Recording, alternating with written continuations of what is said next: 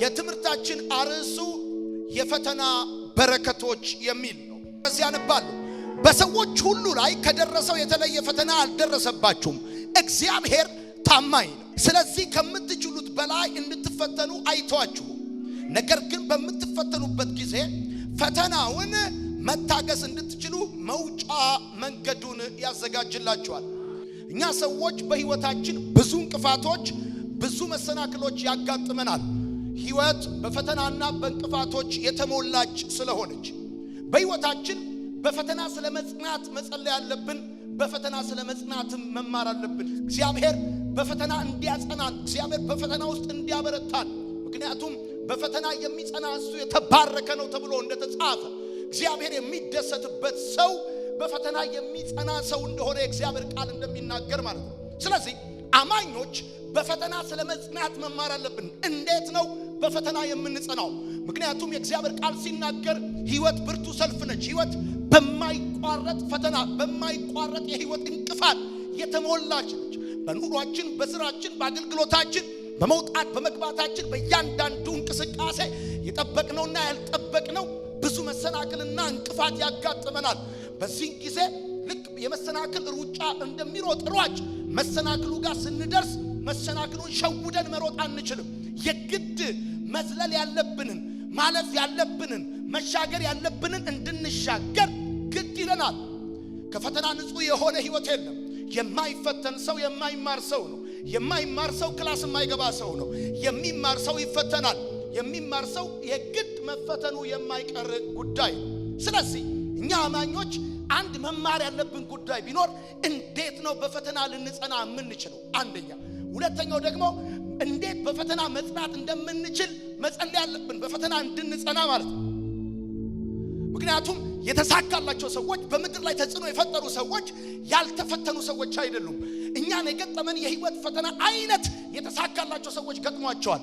በትምህርታቸው፣ በቤተሰባቸው፣ በኑሯቸው፣ በትዳራቸው፣ በስራቸው፣ በመውጣት በመግባታቸው ሰዎች ፈተና ይገጥማቸዋል፣ እንቅፋት ይገጥማቸዋል። እናም ተሳክቶላቸው የምናውቃቸው ወንዶችና ሴቶች ፈተና ያልገጠማቸው ሳይሆኑ በፈተና ውስጥ በርትተው ጸንተው እግዚአብሔር ወዳየላቸው ነገር ለመሻገር የቆረጡ ሰዎች ናቸው። ስለዚህ በፈተና ስለመጽናት መማር አለብን። ስለዚህ በፈተና ስለመጽናት መጸለይ አለብን። በፈተና አጽናኝ ብለሽ ጸልይ። በፈተና አጽናኝ ብለህ ጸልይ። እንድታጸናኝ እፈልጋለሁ ብለህ ደግሞ እንዴት እንደምጸና እንድታስተምረኝ እፈልጋለሁ ብላችሁ ጸልዩ። ምክንያቱም እግዚአብሔር አምላክ አስቀድሞ ትምህርት ቀጥሎ ፈተና ያመጣል። ጻፉ። እግዚአብሔር አስቀድሞ ትምህርት ቀጥሎ ደግሞ ፈተናን ይልካል ወደ ህይወታችን። ሰይጣን ሳያስተምረን ነው የሚፈትነን። በእግዚአብሔርና በሰይጣን መካከል ያለው ልዩነት እግዚአብሔር አስተምሮ ሲፈትነን፣ ሰይጣን ግን ሳያስተምረን ይፈትነናል። በኋላ አሳያችኋለሁ። ዋናውና መሰረታዊ ጉዳይ ግን እግዚአብሔር አስቀድሞ ወደ ህይወታችሁ የሚያመጣው ትምህርት ነው። የቃሉ መገለጥ ያመጣል፣ ትምህርት ያመጣል፣ ጥበብ ያመጣል፣ እውነት ያመጣል። ከዛስ ትምህርት ካለ ቀጥሎ የሚመጣ ፈተና አለ። እያንዳንዱ አስተማሪ አስተምሮ ብቻ ሳይሆን ትምህርቱን ከጨረሰ በኋላ ያስተማረውን አካል ይፈትነዋል። ስለዚህ ማወቅ ያለባችሁ ኢቭን ዛሬ እንኳን ይሄን ትምህርት ከተማራችሁ በኋላ ከዚህ ትምህርት በኋላ ፈተና አለ። በእያንዳንዱ የህይወታችን ምዕራፍ፣ ለእያንዳንዱ የህይወታችን ምዕራፍ እግዚአብሔር ትምህርት አለው። ለእያንዳንዱ ምዕራፋችን እግዚአብሔር መልመጃ አለው። እግዚአብሔር ፈተና አለው እግዚአብሔር። ስለዚህ በእርግጠኝነት እነዚህን ሁለት ነገሮች ልንጸልይባቸው የሚገቡ ጉዳዮች ናቸው። አንደኛ በፈተና ስለመጽናት መጸለይ ያለብን፣ ሁለተኛው በፈተና ስለመጽናት መማር አለብን። በመሰረታዊ ደረጃ እኛ ራሳችንንም ሆነ የምንወዳቸው ሰዎች ፈተና እንዲገጥማቸው አንፈልግም፣ እንዲፈተኑብን አንፈልግም። እናታችን፣ አባታችን፣ ቤተሰቦቻችን፣ የምንወዳቸው ሰዎች፣ የኛ የምንላቸው ሰዎች፣ በጣም የምንሳሳላቸው የምንጨነቅላቸው ሰዎች፣ በጣም የምንወዳቸው ሰዎች እንዲፈተኑብን፣ በችግር በቻሌንጅ ውስጥ እንዲገቡብን አንፈልግም። ይሄ የታወቀ ጉዳይ ነው። ማንም ሰው ቢሆን ቤተሰቡ እንዲፈተን አይፈልግም። ማንም ሰው ቢሆን ትዳሩ እንዲፈተን አይፈልግም። ማንም ሰው ቢሆን አባቱ፣ እናቱ፣ ወዳጁ፣ ፍቅረኛው፣ ልጁ እንዲፈተንበት አይፈልግም። ልናቅ የሚገባው ነገር ቢኖር ግን የምንወዳቸውን እነዛን ሰዎች ከኛ አብልጦ የሚወዳቸው አለ። የምንቀርባቸውን እነዛን ሰዎች ከኛ አብልጦ የሚቀርባቸው አለ። የምንሳሳላቸውን እነዛን ሰዎች ከኛ አብልጦ የሚሳሳላቸው አለ። ልክ ነው። ስለምንወዳቸው እንዲፈተኑብን መከራ ችግር እንዲገጥማቸው አልፈለግንም ይሆናል። ነገር ግን ከኛ በላይ እናታችንን የሚወድ አባታችንን የሚወድ ልጃችንን የሚወድ ትዳራችንን የሚወድ ከኛ በላይ የሚቀርባቸው አለ። እኛ እስከ እጃቸው እስከ ቁመታቸው እስከ ሰውነታቸው እንቀርባቸዋለን። እሱ ግን እስከ ውስጥ ማንነታቸው ከስትንፋሳቸው ይልቅ የሚጠጋጋቸው አምላክ አላቸው። የምንረሳው ነገር በህይወት መንገድ ላይ አንድ ጉዳይ አለ። የምንወዳቸውን የሚወዳቸው እንዳለ እንረሳለን። የምንቀርባቸውን የሚቀርባቸው እንዳለ እንረሳለን። የምንሳሳላቸውን የሚሳሳላቸው እንዳለ እንረሳለን። የምንጠነቀቅላቸውን የሚጠነቀቅላቸው እንዳለ እንረሳለን። ስለዚህ አስተውሱ፣ የምትወዷቸውን የሚወዳቸዋል። ለዛውም አንኮንዲሽናል በሆነ ሁኔታ የሚወዳቸው፣ ክረምትና በጋ የሚወዳቸው፣ ሁኔታ ቢቀያየር ባይቀያየር የሚወዳቸው፣ ሲሞላ ብቻ አይደለም ሲጎድል ብቻ አይደለም፣ የሰው ፊት ሲቀየር በማይቀየር ፍቅር በጽኑ ህይወትና ማንነት። ሰው ገንዘቡን ሰጥቶ ይወዳል። ሰው የተረፈውን ሰጥቶ ይወዳል። ሰው የለበሰውን ሰጥቶ ይወዳል። እሱ ግን ራሱን ሰጥቶ ወዷልና ከኛ ይልቅ አብልጦ የሚወደን አለ። አሜን ይባላል። አንዳንዶቻችሁ ስለ ትዳራችሁ፣ አንዳንዶቻችሁ ስለ እናታችሁ፣ ስለ እህታችሁ፣ ስለ ቤተሰባችሁ እየቆሰማችሁ ይሆናል። በጣም የምትወዷቸው ሰዎች በሐሳባችሁ እየተመላለሱባችሁ እየተጨነቃችሁ ሊሆን ይችላል። ልክ ነው። በመውደዳችሁ ተጨንቃችሁ ሊሆን ይችላል። ነገር ግን ከናንተ በላይ የሚወዳቸው እንዳለ ማስታወስ በጣም ተገቢ ነው። ወዳጆቼ እግዚአብሔር በህይወታችን የመደበልንን ትምህርት የምናገኘው በፈተና ውስጥ ነው። ጻፉ።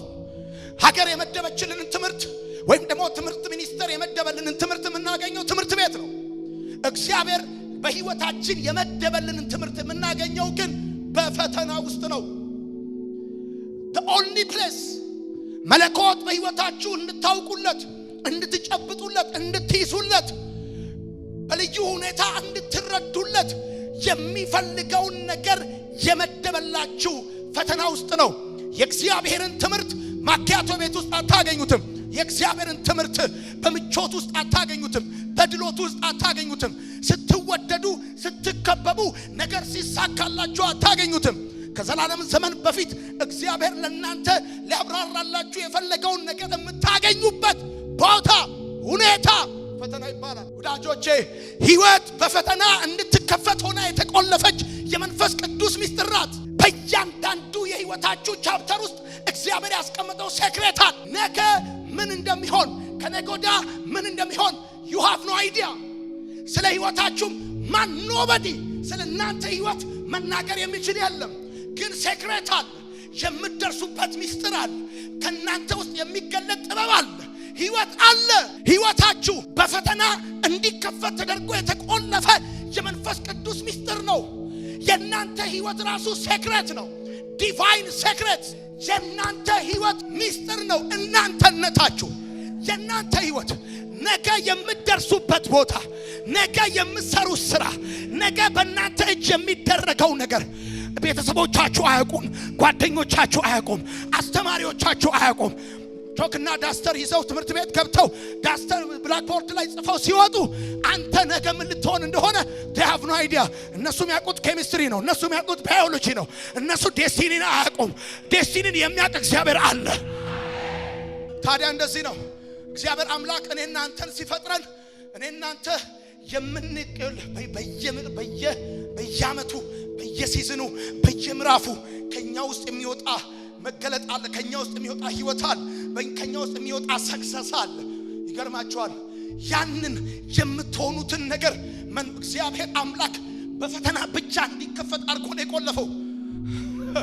ውስጣቸው በጣም ፕራይስለስ የሆነ ጎልድ ፕራይስለስ የሆነ ማንነት የተገለጠባቸው ሰዎች እነዛን ሰዎች ፈተና ነካክቷቸዋል፣ ቻሌንጅ ነካክቷቸዋል።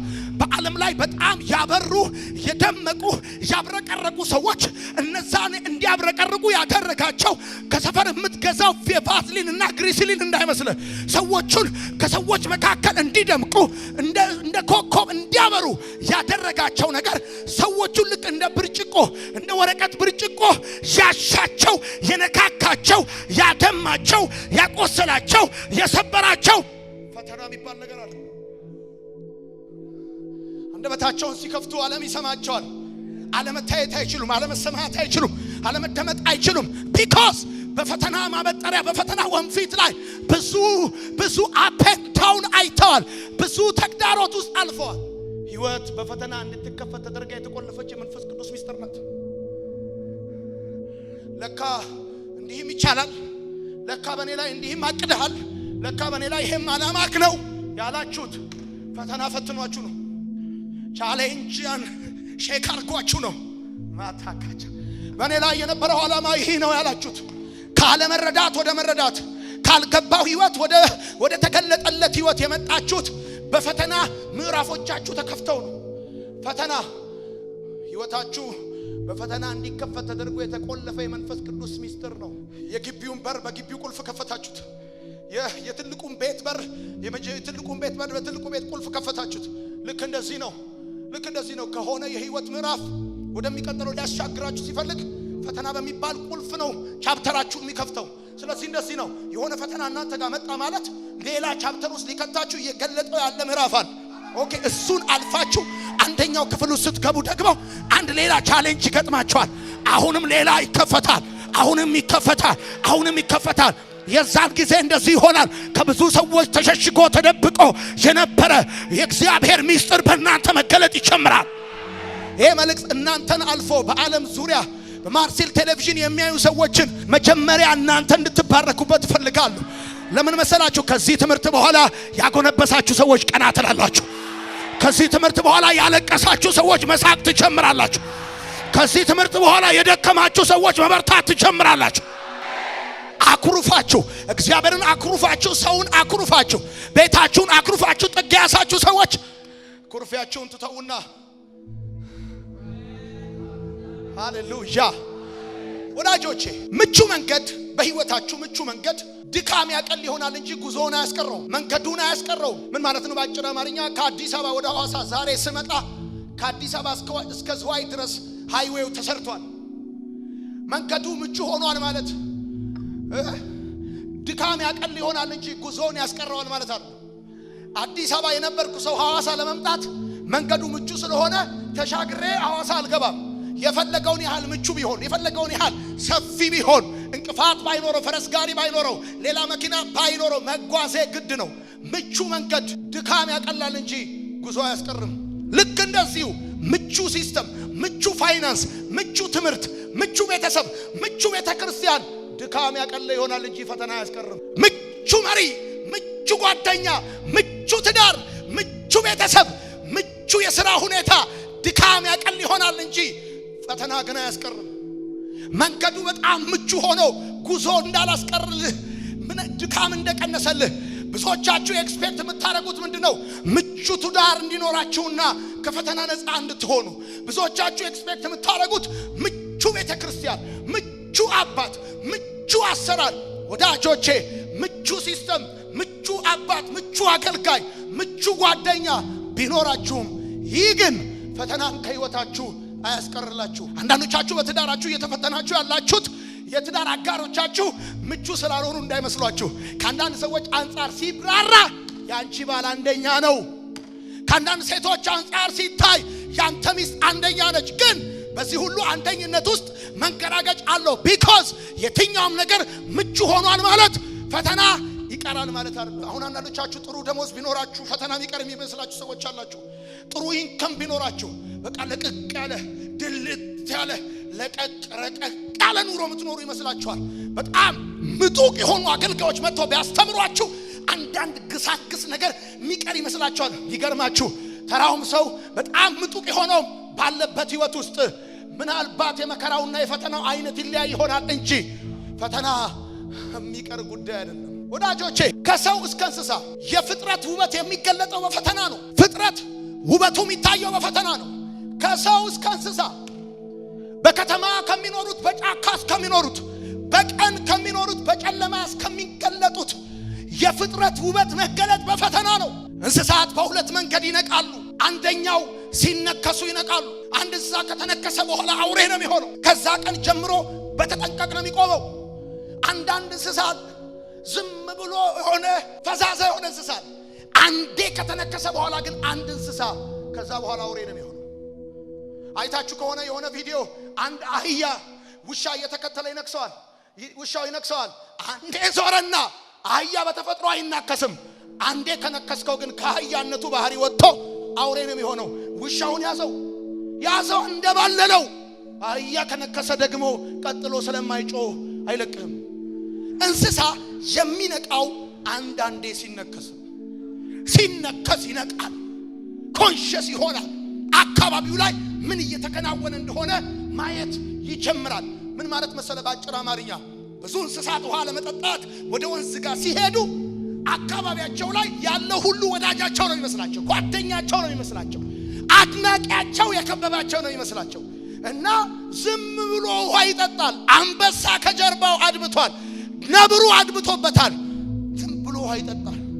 አንድ ጊዜ ግን ሲነክሰው ከዛ ሰዓት ጀምሮ ባህሪውን ቀይሮ አውሬ ይሆናል፣ ንቅ ይሆናል። እንስሳ የፍጥረት ውበት መገለጥ ፈተና ነው ወዳጆቼ። ሁለተኛው እንስሳ የሚነቃው ምን ሲሆን መሰለ? ተቀናቃኝ ሲመጣበት ነው። ታውቃለህ፣ በዱር ያሉ እንስሳቶች አንዴ ግጠው ሁለቴ ነው የሚያዩት እና ናሽናል ጂኦግራፊ ያሳያል። እና አንዴ ትግጥና ሁለቴ ስታይ ጆሮዋን አይኗን ስታይ እቺ እንስሳ ስታምር ትላለህ። በጣም ውብ ያደረጋት ንቅ ያደረጋት አይኗን እንደዚህ የምታዞርበት ንቅ የሆነችበት ምክንያት ምንድነው ካልከኝ፣ ዙሪያዋ ላይ የከበባት ተቀናቃኝ እንዳለ ሲገባት አንዴ ትግጥና ሁለቴ ታያለች። በጣም የሚዘናጉ ሰዎችን እግዚአብሔር በፈተና ያረጋቸዋል። ስትዘናጋ፣ ጅልጅል ስትል፣ ፍዝዝ ስትል፣ ነፈስ ስትሆን እግዚአብሔር አምላክ በፈተና ያነቃል። አንዴ ሲነክሱ ሁለቴ ማየት ትጀምራለህ። የከበበ ሁሉ አድናቂ መስሎ፣ አጃቢ መስሎ፣ ጓደኛ መስሎ ተዘናግተ ስትዝረከረክ እግዚአብሔር ሊሰበስብ ሲፈልግ፣ ሰብሰብ በሊል ሲፈልግ በፈተና ያነቃል። ተዘናግተሃል፣ ጓደኛክ መስሎሃል። ነገር ግን ጠላት አድብቶብሃል፣ ክፉ አድብቶብሃል። ጓደኛሽ ትመስልሻለች፣ ጓዳሽ ድረስ ታስገቢያታለሽ። ከዛ ሁሉ ነገር ይከፈታል። የዛን ጊዜ ትዘናጊያለሽ። ስለዚህ እግዚአብሔር አምላክ ልጆቹን ሊያነቃቸው ሲፈልግ በፈተና ነው የሚያነቃቸው። እንደውም አንዳንዴ ከተነከሳችሁ በኋላ ይገርማችኋል። አንዴ ግጦ ሁለቴ ነው የሚያውያቸዋለሁ። ቸርች ውስጥ አንዴ ከተነከሳችሁ በኋላ ግን አንዴ አይደለም የምትግጡት፣ ግማሽ ግጣችሁ አራቴ ነው የምታዩት። ግማሽ ጨርሳችሁ አትግጡም። ለምንድነው እግዚአብሔር የሚፈትን መሰለ? ለምንድነው እግዚአብሔር ቻሌንጆችን ወደ አንተ የሚያመጣው? የመጀመሪያው ህይወት በፈተና እንድትከፈት ተደርጋ የተቆለፈች ሚስጥር ነች። ሁለተኛው ሊያነቃቅ ሲፈልግ ከተኛህበት፣ ፍዝዝ ካልክበት፣ ድንዝዝ ካልክበት፣ እያሳሳቀ እየወሰደ ካለው፣ ሊገልል ያዋርድህ እየተከተለ ካለው ከዛ ነገር ሊለይ ሲፈልግ በፈተና ነው የሚያነቃ። ሁሉም ወዳጅ እንዳልሆነ ይገባል። ሁሉም ክርስቲያን እንዳልሆነ ይገባል። ልክ እንደ በጎች በተኩላዎች መካከል የሚለው ጥቅስ ይመጣልሃል። ሁሉም ሰው በጣም የሚወደን ሲመስለን ወይም ደግሞ ሁሉም ሰው እንዲወደን ጥረት ስናደርግ የሆነ ነገር ሲደርስብን እንነቃለን። ወዳጆቼ በዚህ ዓለም የማይፈተን ፈተና ብቻ ነው። አልፈተንም የሚል ሰው ካለ ወይ እሱ ራሱ ፈተና ነው ወይም ፈታኝ ነው። የማይፈተነው ፈተና ብቻ ነው። ሌሎችን ይፈትናል፣ እሱ አይፈተንም። በህይወት ያልተፈተነ፣ በትዳር ያልተፈተነ፣ በገንዘብ ያልተፈተነ፣ በሴት ያልተፈተነ፣ በክብር በዝና ያልተፈተነ ካለ እሱ ፈተና ብቻ ነው። ከዚህ ውጪ ሁሉም ይፈተናል። የማይፈተነው ፈተና ብቻ ነው። ወይም ደግሞ ፈታኞች ናቸው የማይፈተኑት። አሉ አንዳንድ ሰዎች ከዓመት ዓመት ይፈትናሉ እንጂ እዚህም ቸርች ይፈትኑናል፣ እዛም ቸርች ይፈትናሉ። በቃ ማርክ መስጠት ስራቸው። ከ10 2 ይፈትኑሃል። ከዛስ ዜሮን ያከናነቡ ይሄዳሉ። አይማሩም። እነሱ የሚማሩ ሰዎች ናቸው የሚፈተኑት። አይማሩም። ቸርች ቁጭ ብለው አይማሩም። ቃል እየተነገረ አይማሩም። እና ስራቸው ምንድነው? ጥሪያቸው ፈታኝ። ስለዚህ አልፈተንም የሚል ሰው ካጋጠመኝ እዚህ ጉዳይ እኔ እንደዚህ ካለ ወይ እሱ ራሱ ፈተና ነው አለያም ፈታኝ ነው። የማይፈተን ሰው በዓለም ላይ የለም። ካልተፈተነ ወይ ፈተና ነው ወይ ፈታኝ ነው ብላችሁ ጻፉ።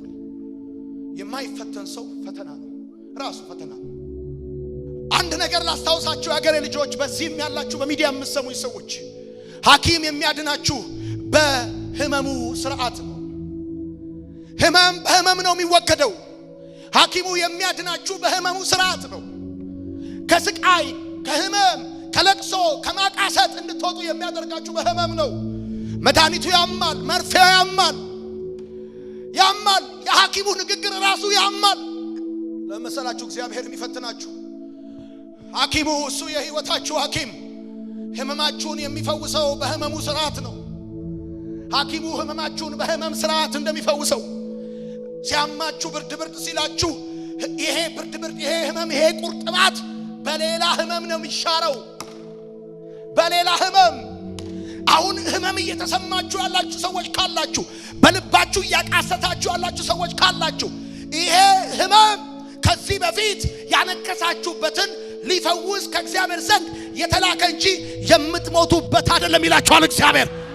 ለብዙ ጊዜ ያነከስክበት ለብዙ ጊዜ ያለቀስክበትን ነገር ሊፈውስ ሲፈልግ ይሄ የህይወት ሐኪም ህመምን በህመም ይሽረዋል።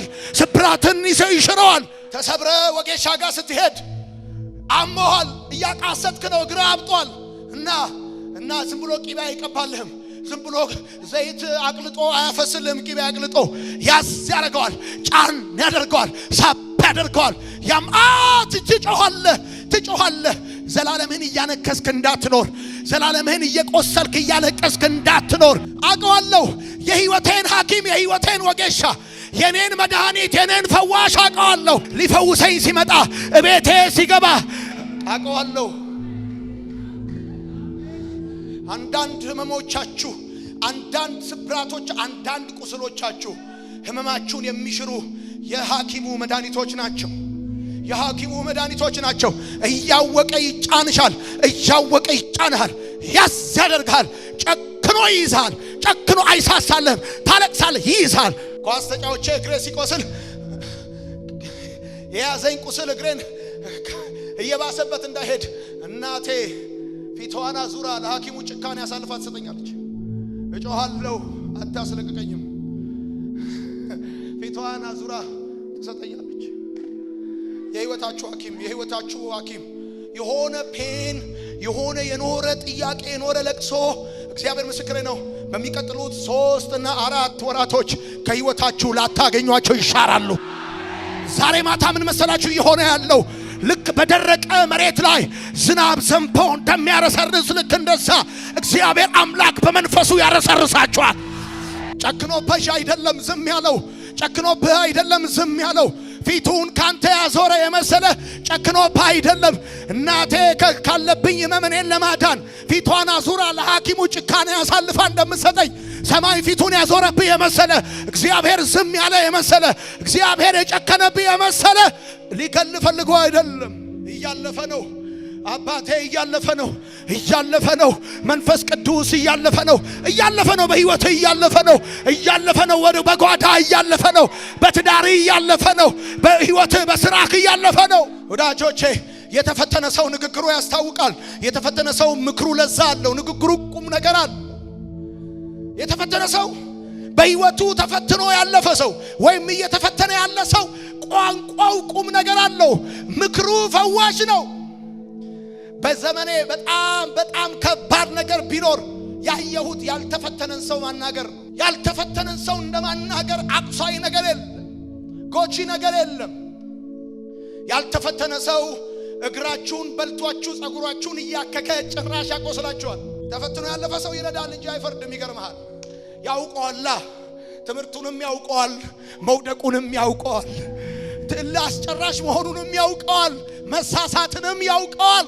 ለምንድነው አምላኬ የሚፈትነኝ? ለምንድነው በዚህ ነገር እኔን የሚሟገተኝ? ለምንድነው ዝም የማይለኝ ካልክ ለብዙ ሕዝብ አባት ሊያደርግህ፣ ለብዙ ሕዝብ እናት ሊያደርግሽ።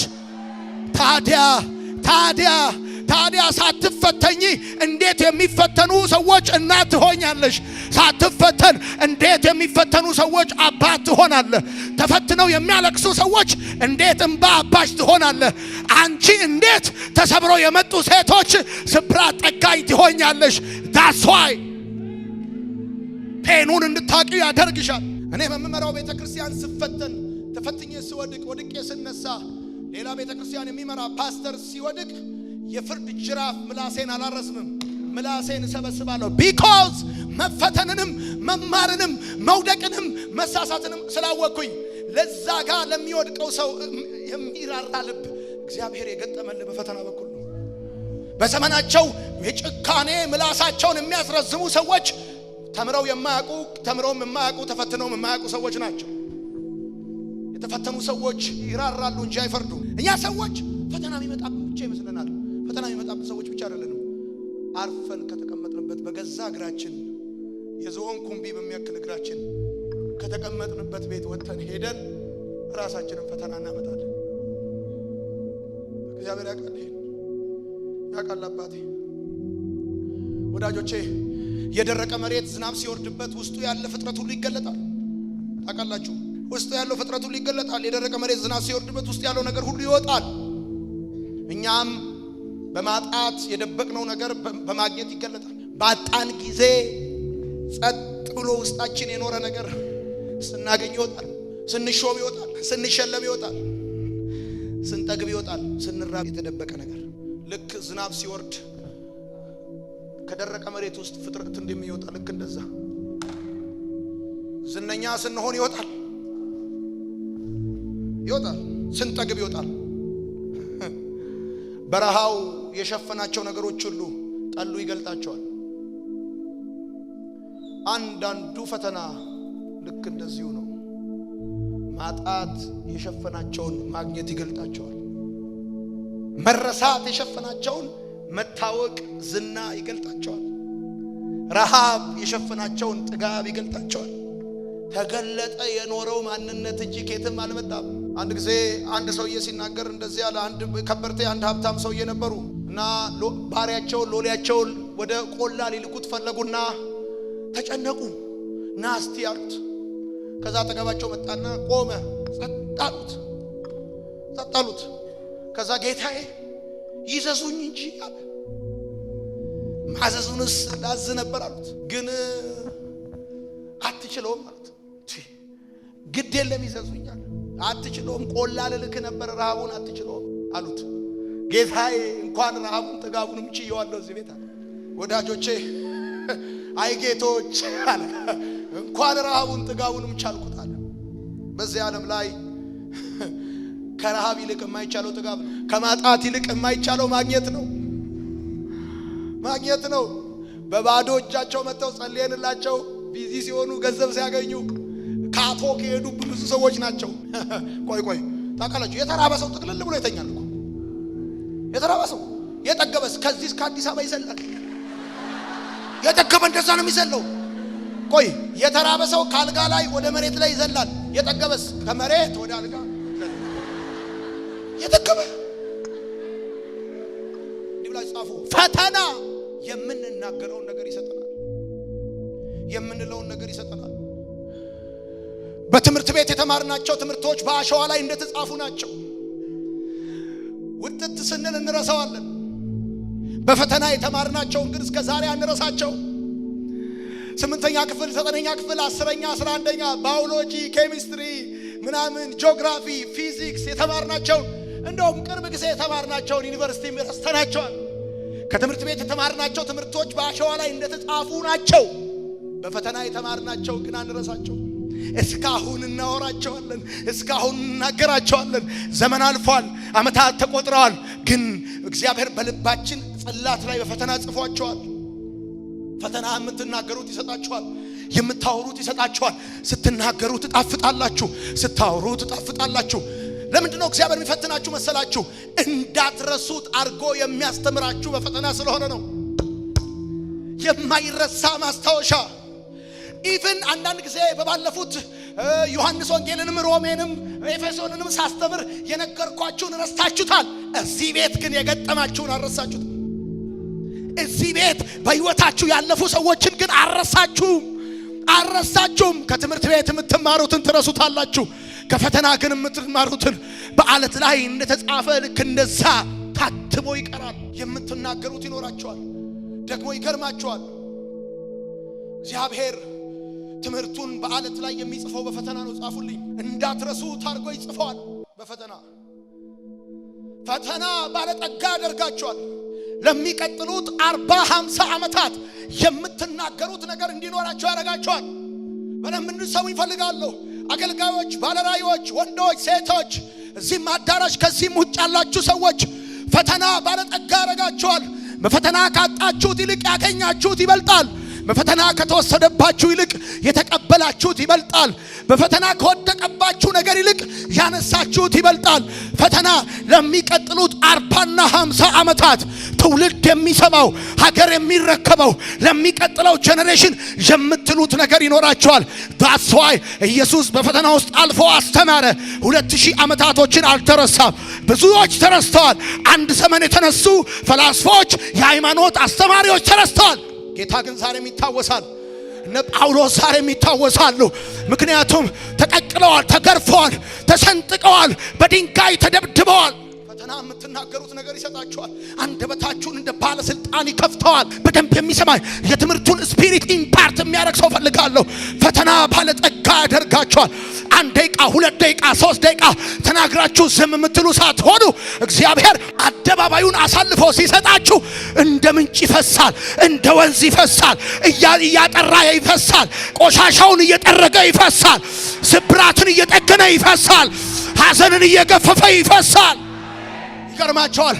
የተፈተነ ሰው መድረክ ሲሰጠው የተፈተነ የቆሰለ ተሰብሮ የሚያቅ ታሞ የሚያቅ አልቅሶ የሚያቅ ሰው ብዙ የሚናገረው ይሰጠዋል። ከዛስ መድረክ ላይ ሲቆም መናገር ሲጀምር ብዙ ቆሻሻዎችን እየጠረገ ብዙ ስብራቶችን እየጠገነ ብዙ ሐዘኖችን እያጽናና ፈተና የምትናገሩት ነገር ይሰጣችኋል። የምትሉት ነገር ይሰጣችኋል።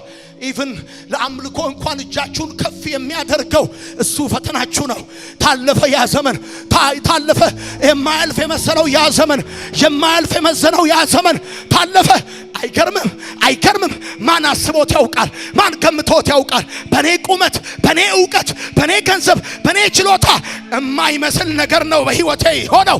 ዞር ብላችሁ ስትሉት ይገርማችኋል። አሁን እንግዲህ የሚሰማኝ ሰው ካለ የምትናገሩት ነገር ይሰጣችኋል።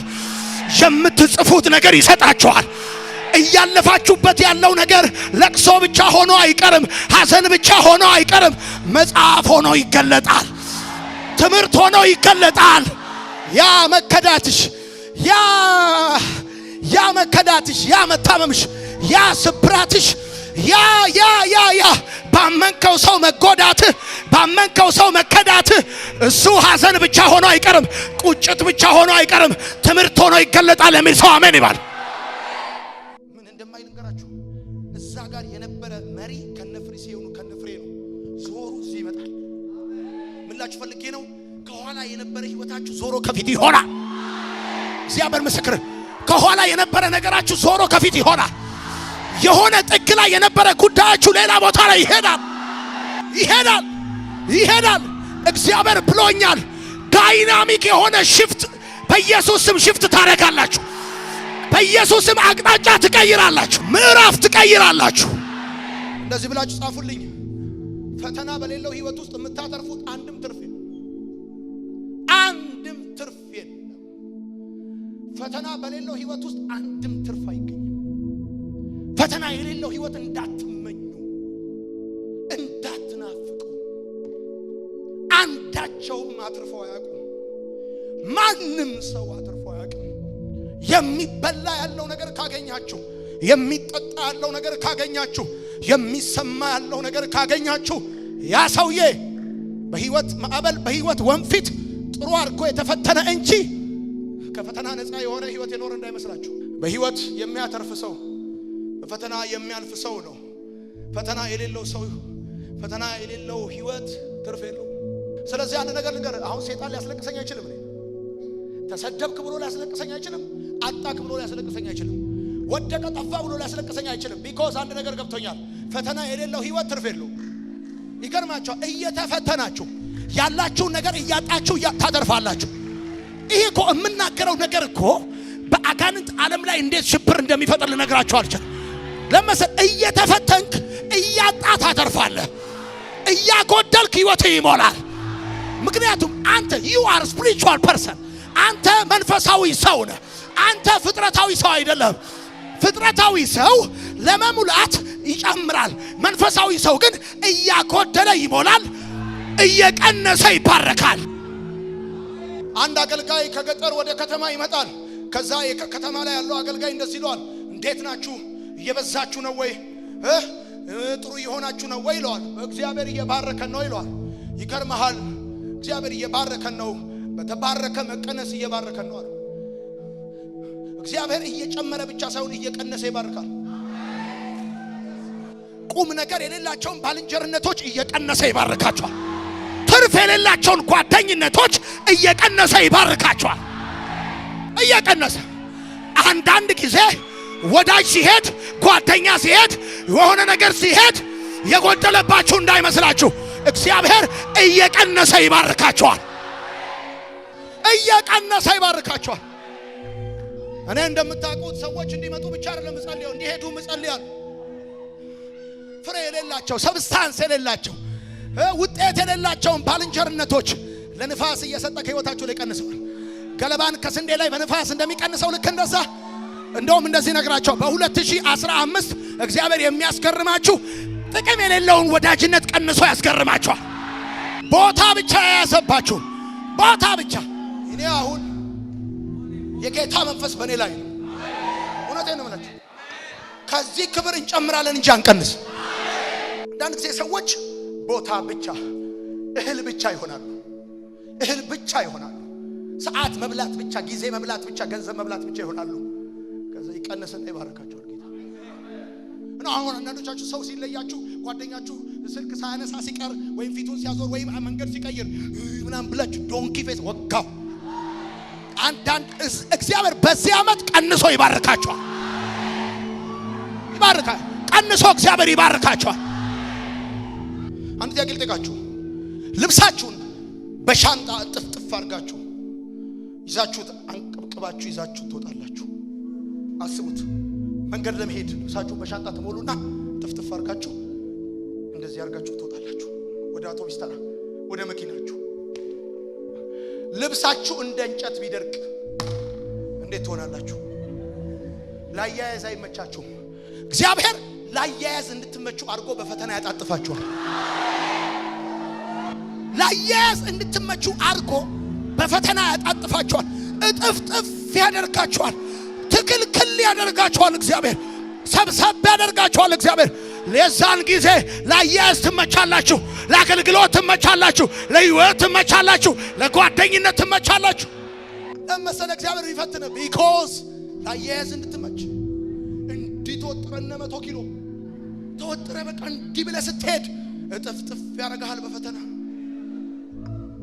አንዳንድ ሰው ቸርች ሲመጣ ታውቃለህ፣ በቃ ይብሮ ይመጣል። ጌታ ነው የተቀበለ ጊዜ ነው፣ በቃ የመጀመሪያ ጊዜ ነው ሲመጣ ቦታ አይበቃው፣ እብሪቱም ትቢቱም እጁም ምክሩም እና ይሄ ሰውዬ ላያያዝ አይመችም።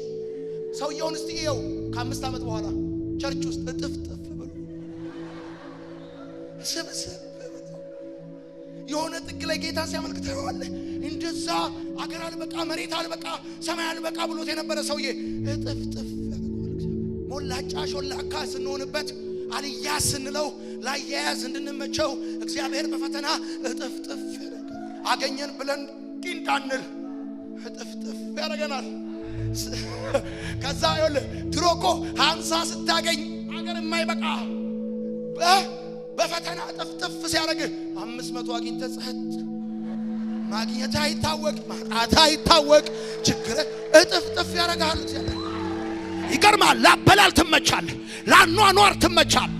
ገብስን አላየኸውም እንዴ? ድብና አድርገው ይፈትጉታል። ላበላል ይመቻል። ከዛ በኋላ እየጣፈጠ ኤክስፖርት ይደረጋል።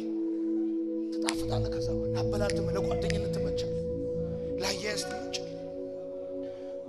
ዋይ እግዚአብሔር ለምንድን ነው የሚፈትነን? ያንቺስ ክርስትና የተለየ ነው ወይ? ከሌላዎቹ የተለየ ነው ያንተ ህይወት እስክትባሉ ነው እኮ የምትፈተኑት። አንዳንዶቻችሁ አያልቅም ወይ ማባሪያ የለውም ወይ የምትባሉ ሰዎች አላችሁ። ምቹ እንድትሆኑለት ይፈትናችኋል። ወዳጆቼ እንዲህ ብላችሁ ጻፉልኝ። ፈተና ይለወጣል እንጂ አያልቅም። አንተ ደግሞ ክርስቲያን ከሆንክ የህይወት ዘመን ተማሪ ነህ። የህይወት ዘመን ተማሪ ከሆንክ የህይወት ዘመን ተፈታኝ ነህ። ፈተና አያልቅም። ይገርማል። ይለወጣል እንጂ ድሮ አንደኛ ሁለተኛ ሶስተኛ ክፍል እያለ እውነት ወይም ሐሰት በል ትባላለህ። ትሩ ኦር ፎልስ ትባላለህ። ከአራቱ ምርጫዎች አንዱን አክብብ ይልሃል። ሀና ለመልስ ናቸው ይልሃል። ከ50 ሊፈትንህ 50 ጥያቄ ያመጣልሃል። እድግ ስትል ግን ፈተና አይቀርም። 2 ጥያቄ ከመቶ ያመጣልሃል። እጅህን አንስተህ ጌታን እንደተቀበልክ 50 ጥያቄ ማክበብ ነው። ታከባለህ። አንዳንዶቻችሁ ከ10 ዓመት በኋላ ማክበብ የምትፈልጉ ሰዎች አላችሁ። ወፍ ማክበብ ወፍ ደረቅ ጥያቄ ይመጣልሃል። ከ10ኛ ዓመት የክርስትና ህይወት በኋላ ደረቅ ጥያቄ ነው ይመጣልህ። 2 መስመር ከ10 ቻፕተር ይመጣልሃል።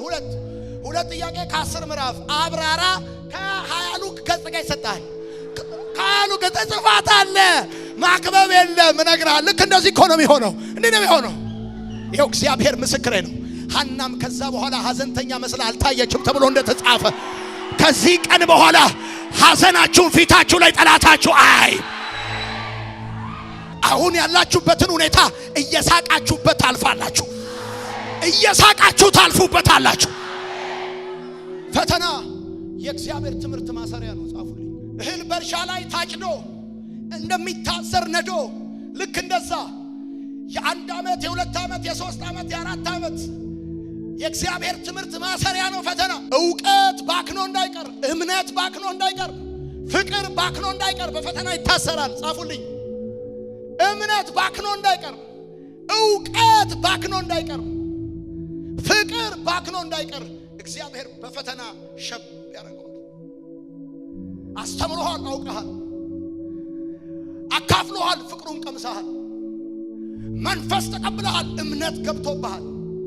ይሄ እምነት ከንቱ እንዳይቀር፣ ባዶ እንዳይቀር በፈተና ሸብ ያስተምርህና በፈተና አስር አትረሳው። በፈተና የተማርከውን ትምህርት አትረሳው። ታውቃላችሁ እናትና ልጅን ከአባት ይልቅ የሚያስተሳስራቸው ፈተናቸው ነው።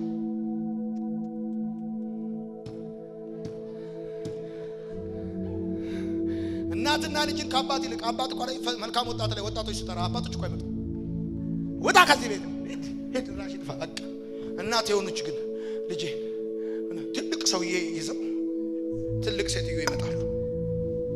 እናትና ልጅ በፈተና ስለተገመዱ የማይጨካከሉት ታስረዋል። በፈተና እግሯ አብጦ እያቅለሸለሻት እያመማት ደምታ ተቆርጣ ቆስላ በጠባሳ ነው የሚተሳሰሩት።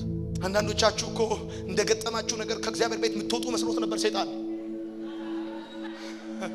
መስሎት ነበር። ነገር ግን ታውቃላችሁ ኢየሱስ በጠባሳው በቁስሉ ከናንተ ጋር እንደታሰረ እናንተም ከጌታ ጋር በህመማችሁ ታሰራችሁ። ታውቃላችሁ ፈተና ደካሞችን ሲያራርቃቸው ጠንካሮችን ግን ይበልጥ ያቀራርባቸው፣ ይበልጥ ያጠጋጋቸዋል። ጻፉልኝ። ፈተና ደካሞችን ያራርቃቸዋል፣ ብርቶችን ግን ይበልጥ ያቀራርባቸዋል።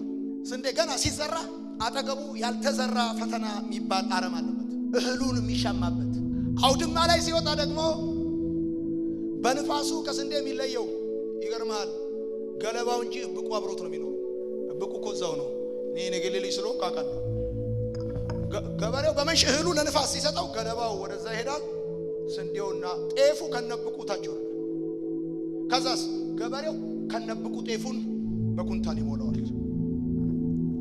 ውድማ ሊያስወግድ የሚችለው ገለባውን እንጂ እብቁን ከጤፉ አይለየው። እግዚአብሔር ገለባ ባልንጀርነቶችን በዚህ ዓመት ይቀንስላቸው እና የኔ አያት አስታውሳለሁ 100 ኪሎ ጤፍ ነው የምትገዛው። እናት ሄድና ነሲብ ትገዛለች። እንደውም ነሲብ የሚባለው ከ100 ኪሎ ሁሉ ከፍ ይላል።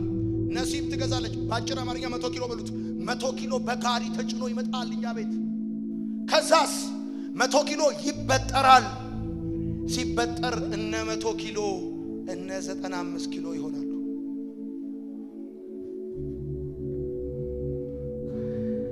100 ኪሎዎች በፈተና ይበጠራሉ። እብቅ የወጠረው ጠቅላላ ምኞት የወጠረው ሐሳብ ኢሉዥን የወጠረው ጠቅላላ በፈተና ቸብ ሲደረግ ስብስብ ልቅቅ ቁንጥጥ። ይሄ እብቁ ከጤፉ የሚለይበት መንገድ የተባረከ መቀነስ ይባላል። እግዚአብሔር በማብዛት ብቻ ሳይሆን የሚባርከው በመቀነስም ነው። ዕውቀት ከንቱ እንዳይቀር፣ እምነት ከንቱ እንዳይቀር፣ ፍቅር ከንቱ እንዳይቀር በፈተና ያስረዋል እግዚአብሔር።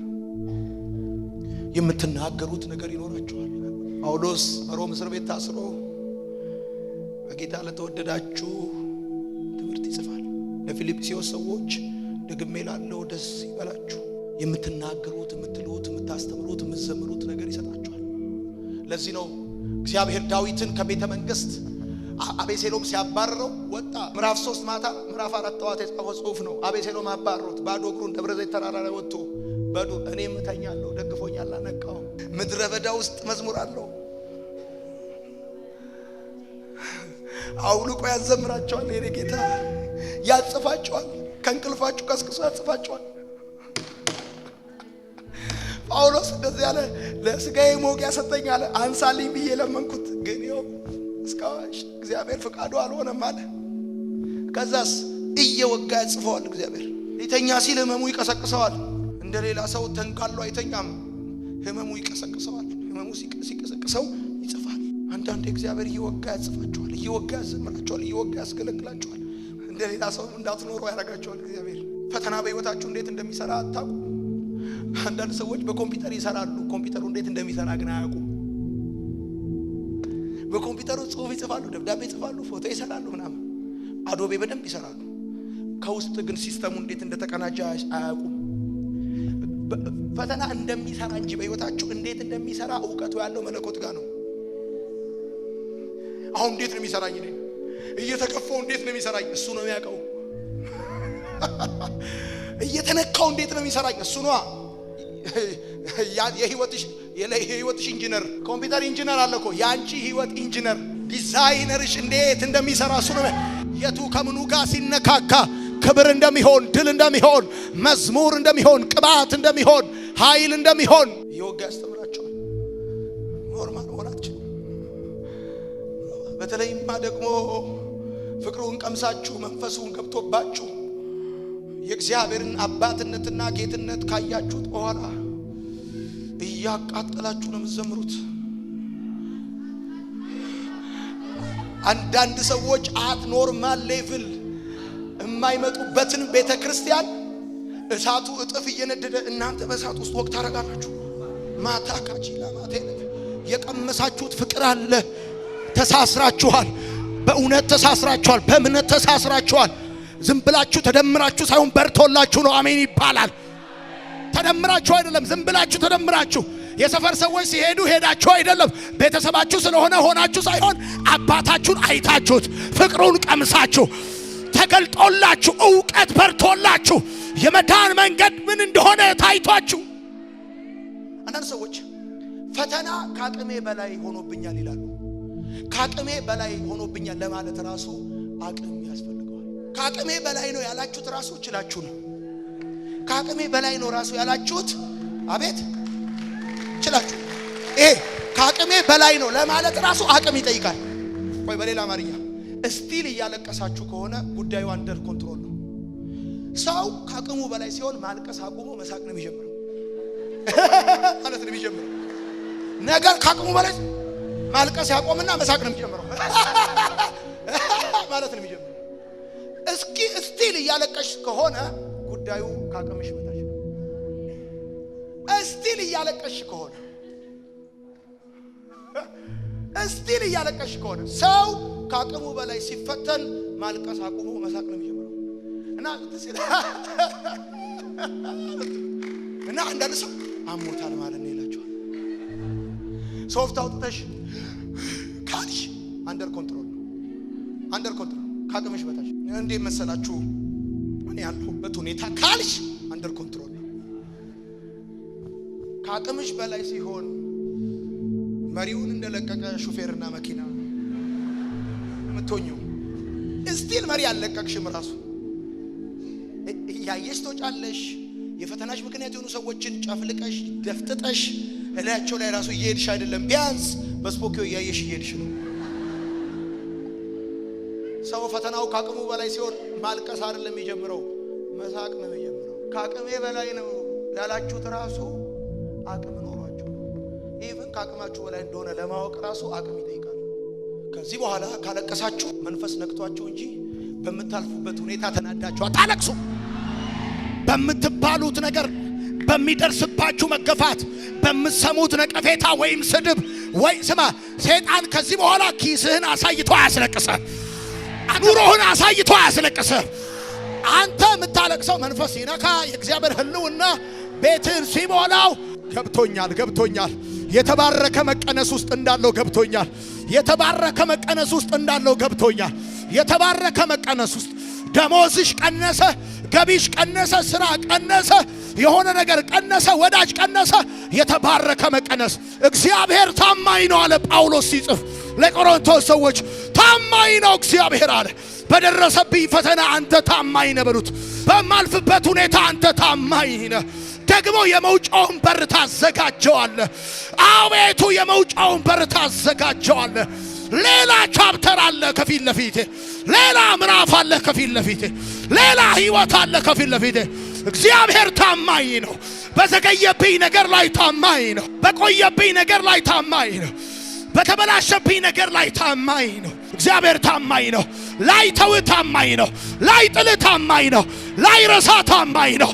ላይ ተው ታማኝ ነው። እግዚአብሔር ሊያግዝሽ ታማኝ ነው። እግዚአብሔር ሊረዳሽ ታማኝ ነው። እግዚአብሔር ሊያሻግርሽ ታማኝ ነው። እግዚአብሔር ሊያወጣሽ ታማኝ ነው። እግዚአብሔር ሊያከብርሽ ታማኝ ነው። ብዙ ሰዎች አይታመኑም፣ አንተ ግን ትታመናለህ። አቤቱ እግዚአብሔር ትታመናለህ። በዚህ ዓመት ታብረቀርቃላችሁ። በዚህ ዓመት ትደምቃላችሁ። ሻይን ታደርጋላችሁ።